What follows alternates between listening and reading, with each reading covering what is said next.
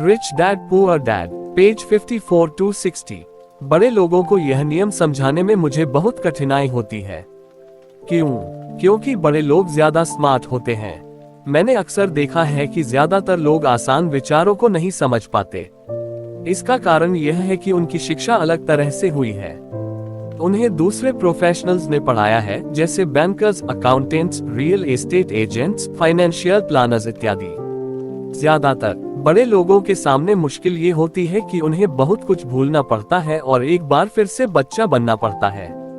एक समझदार वयस्क को अक्सर ऐसा लगता है कि आसान परिभाषाओं पर ध्यान देना मूर्खता है। अमीर डैडी किस सिद्धांत में यकीन करते थे? Keep it simple stupid equals मूर्ख, इसे आसान ही रहने दो। इसलिए वे हम दो छोटे बच्चों के सबक को आसान बनाते थे और इस तरह उन्होंने हमारी पैसे की नींव को ज्यादा मजबूत बना दिया। तो दिक्कत या उलझन किस बात से आती है, या इतनी आसान चीज किस तरह कठिन बन जाती है? कोई ऐसी संपत्ति क्यों खरीदता है जो असल में दायित्व होती है? इसका जवाब हमें अपनी बुनियादी शिक्षा में मिलता है। हम साक्षरता शब्द पर ध्यान देते हैं और पैसे की साक्षरता को अनदेखा कर देते हैं। कोई वस्तु संपत्ति है या दायित्व, ये कैसे पता चलेगा? अगर आप सचमुच झंझट में फंसना चाहें तो इन शब्दों को डिक्शनरी में देख लें। मैं जानता हूं कि वहां दी हुई परिभाषाएं किसी अकाउंटेंट को अच्छी लगती होंगी, परंतु दिक्कत यह है कि आम आदमी उन्हें पूरी तरह से नहीं समझ पाता। फिर भी हम वयस्क लोग यह मानने में अपनी तौहीन समझते हैं कि कोई चीज हमें समझ में नहीं आ रही है।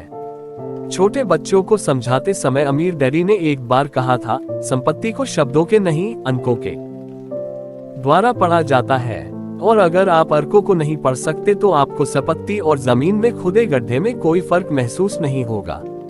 अकाउंटिंग में अंक महत्वपूर्ण नहीं है, महत्वपूर्ण तो वह बात है जो अंक आपको बता रहे हैं। ये शब्दों की ही तरह है। शब्द महत्वपूर्ण नहीं होते, महत्वपूर्ण वह बात होती है जो शब्दों के जरिए बताई जाती है। कई लोग पढ़ते हैं परंतु ज्यादा समझ नहीं पाते। ये रीडिंग कॉम्प्रिहेंशन या पढ़े हुए को समझने की काबिलियत होती है, और इस क्षेत्र में हम सब की अलग अलग काबिलियत होती है। उदाहरण के लिए, मैंने हाल ही में एक नया वीसीआर खरीदा। इसके साथ निर्देश पुस्तिका भी थी जिसमें समझाया गया था कि अपने वीसीआर को किस तरह प्रोग्राम किया जाता है। मैं शुक्रवार की शाम को आने वाले अपने फेवरेट टीवी शो को रिकॉर्ड करना चाहता था, पर उस निर्देश पुस्तिका को पढ़ते पढ़ते मैं पागल हो गया।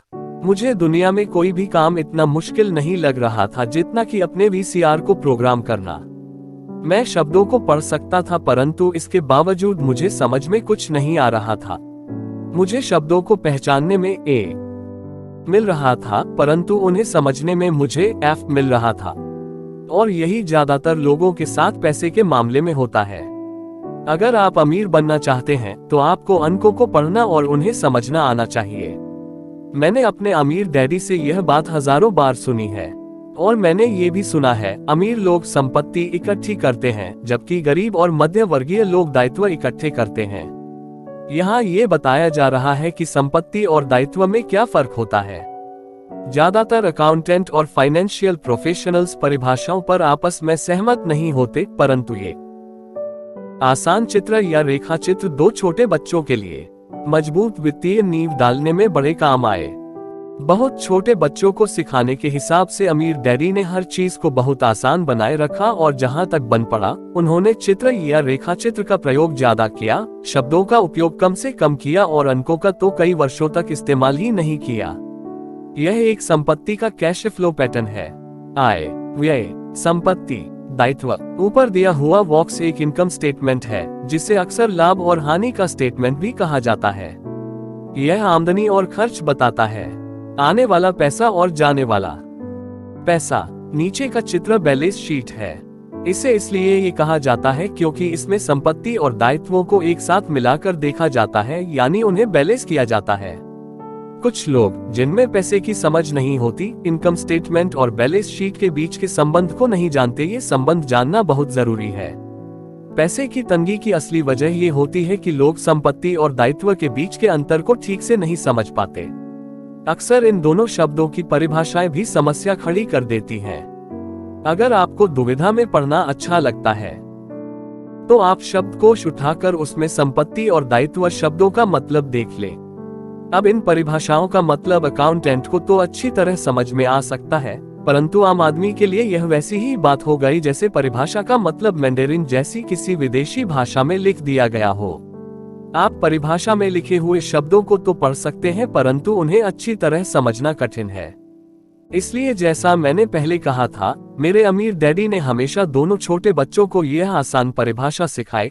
संपत्ति वह होती है जो आपकी जेब में पैसा डालती है। अच्छी, आसान और उपयोग में आने वाली परिभाषा। यह एक दायित्व का कैश फ्लो पैटर्न है। आय, व्यय, संपत्ति, दायित्व। अब चूंकि संपत्ति और दायित्व को चित्रों से समझा दिया गया है, इसलिए शब्दों में दी गई परिभाषाओं को समझना ज्यादा आसान होगा। संपत्ति वह चीज है जो मेरी जेब में पैसे डालती है। दायित्व वह चीज है जो मेरी जेब से पैसे निकालती है। वास्तव में आपको इतना ही जानने की जरूरत है। अगर आप अमीर बनना चाहते हैं तो आप जिंदगी भर संपत्ति खरीदते रहिए। अगर आप गरीब या मध्य वर्गीय आदमी बनना चाहते हैं तो आप दायित्व खरीदते रहिए।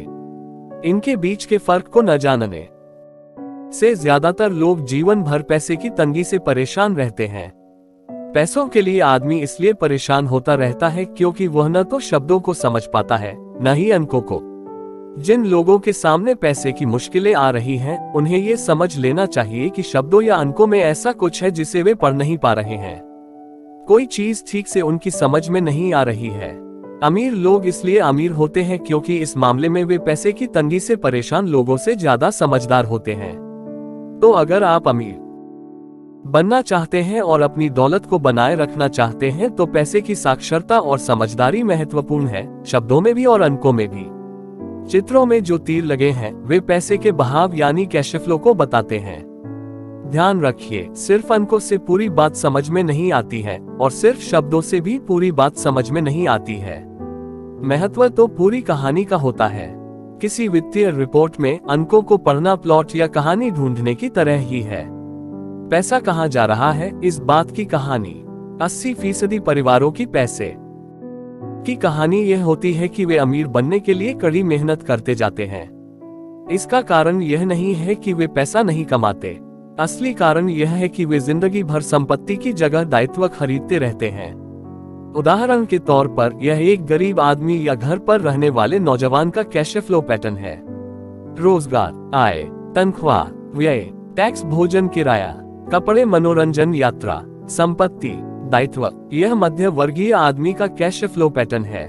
रोजगार, आय, व्यय, संपत्ति, दायित्व। रोजगार, आय, तनख्वाह, व्यय, टैक्स, मॉर्टगेज, स्थायी व्यय, भोजन, कपड़े, मनोरंजन, संपत्ति, दायित्व, mortgage, consumer loans, credit card. यह एक अमीर आदमी का कैश फ्लो पैटर्न है। आय, व्यय, संपत्ति, दायित्व। आय, डिविडेंड्स, ब्याज, किराए से आय, रॉयल्टी। व्यय, संपत्ति, दायित्व, stock, bond, notes, real estate, बौद्धिक संपदा। जैसा कि आप देख सकते हैं, ये सभी चित्र बहुत ज्यादा सरल बना दिए गए हैं। हम में से हर एक को जिंदा रहने के लिए खर्च करना पड़ता है। हम सभी को रोटी, कपड़े और मकान की जरूरत होती है। चित्र ये बताते हैं कि गरीब, मध्य वर्गीय और अमीर आदमी की जिंदगियों में पैसा किस तरह आता जाता है।